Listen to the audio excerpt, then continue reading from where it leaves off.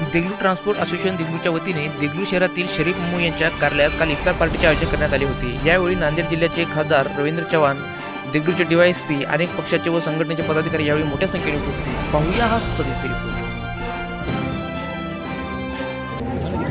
देगलूर तालुका चालक मालक संघ की ओर से इफ्तार पार्टी का आयोजन किया गया है।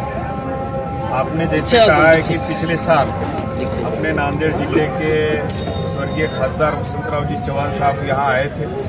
सभी हमारे भाई लोग थे, सभी देगलूर तालुके के तमाम प्रमुख हजरात उपस्थित थे और उनके उपस्थिति में यहाँ बड़ी इफ्तार पार्टी हो गई। ये साल भी हमारे देगलूर तालुका चालक मालक संघ ने इफ्तार पार्टी का आयोजन किया है और हम सभी लोग, मैं हूँ, DYSP साहब हैं, सभी हमारे सभी पक्ष के मान्यवर उपस्थित है। तो इस पवित्र रमज़ान महीना जो कहा जाता है, आज 15वां रोज़ा इफ्तार पार्टी का है।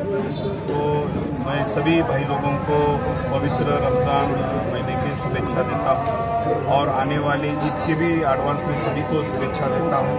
मैं आशा व्यक्त करता हूँ कि आप जो रमज़ान महीने में जो दुआ करते हैं, सबकी तबीयत खैरियत अच्छी हो, सबकी तबीयत अच्छी रहे और आपकी जो दुआ है बिल्कुल कामयाब हो।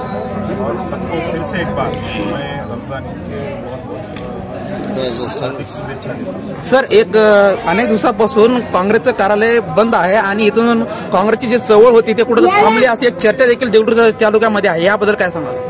काँग्रेसचं कार्यालय बंद आहे असं तुम्ही म्हणू शकत नाही। कार्यालय आहे, आमचे तालुका अध्यक्ष आहेत आणि त्या ठिकाणी काँग्रेसचं कामकाज तुम्ही बघू शकता की येणाऱ्या काही दिवसामध्ये निश्चितच डबल या ठिकाणी मजबूत काँग्रेस झालेली दिसेल आपल्याला।